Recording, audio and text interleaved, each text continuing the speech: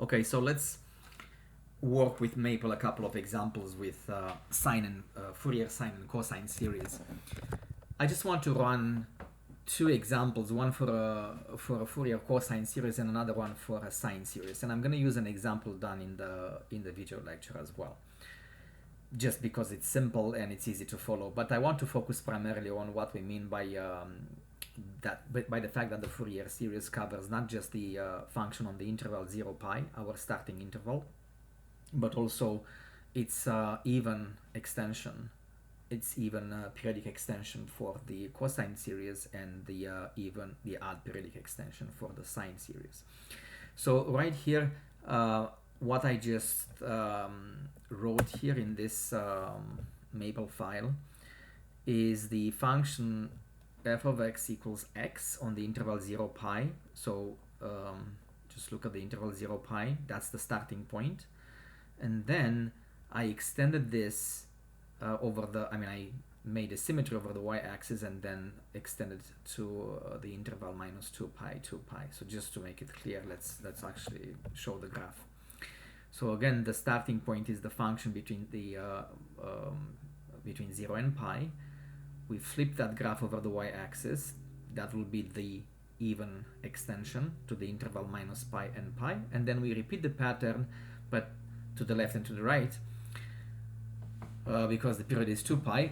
The only thing is that I just show the graph here just between minus 2 pi and 2 pi. So basically to the left and to the right, you have essentially half of the period. Now you should see in the notes or in the formula sheet that this is the Fourier series for the Fourier cosine series for the same function. And this is a series, it's an infinite sum, but let's plot the first, let's say the first two terms.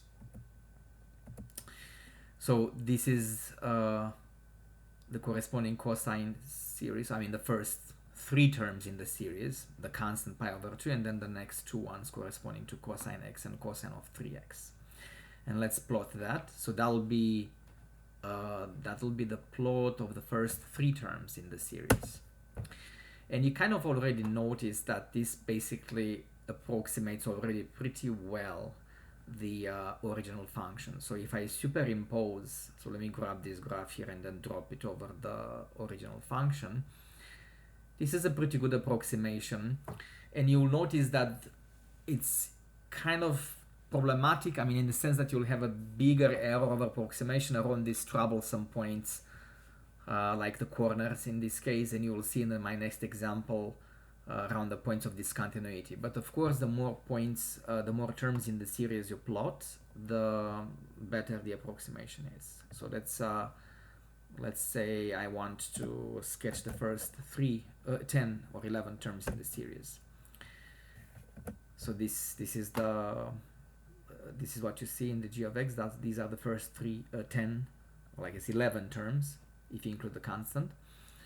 And if I sketch the graph of these 11 terms, sorry, now it's very, very close to the original. So if I superimpose it, even the corners are pretty well covered. It's in fact hard to see with the naked eye which one is the original, which one is the approximation. Now, if you have discontinuity points, because notice as it happens, the even extension of this function was continuous.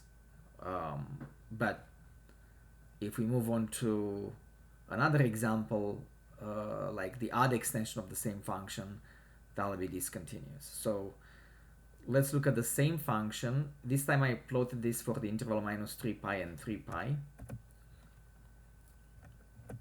So once again, the starting point is f of x equals x on the interval 0 pi. That's the starting point, except now we do the odd extension. So we take this shape and we flip it over the origin, so symmetric with respect to the origin. And then we repeat the pattern to the left and to the right. So the periodic odd extension for the same function. And now for this we have now the Fourier sine series. I have this from a previous run, so let me actually erase it. So that's the Fourier sine series for the same function. And let's start like before with the first two terms. That's just 2 sine x minus sine 2x. Let's see how this looks like. and let's superimpose it to the original. Okay, so that approximation is kind of rough. Obviously, it's kind of bad at the points of discontinuity, but you should already anticipate that if we increase the number of terms in the series that we actually sketch, it'll be better, better and better in terms of approximating the original. So let's erase this, and then let's put here 10 terms. So this is the Fourier sine series for that function, and let's see, I think I made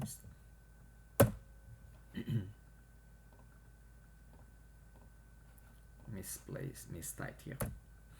All right.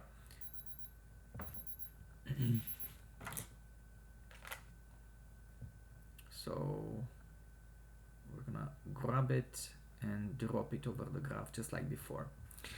So much better approximation, but it's pretty obvious that in general you'll have to have lots of terms to actually make it smooth. But the point is, the Fourier series gives you a way to approximate a discontinuous function with continuous functions if you take the partial sums of the Fourier series.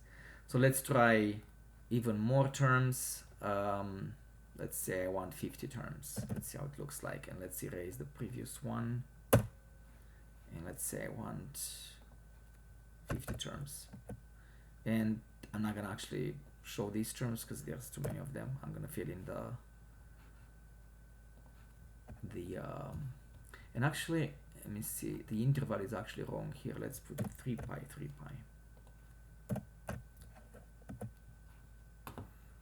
All right, so very close to the original, again with lots of wiggles around the discontinuity points. But otherwise, a pretty good approximation, especially for all the other points except the discontinuous ones.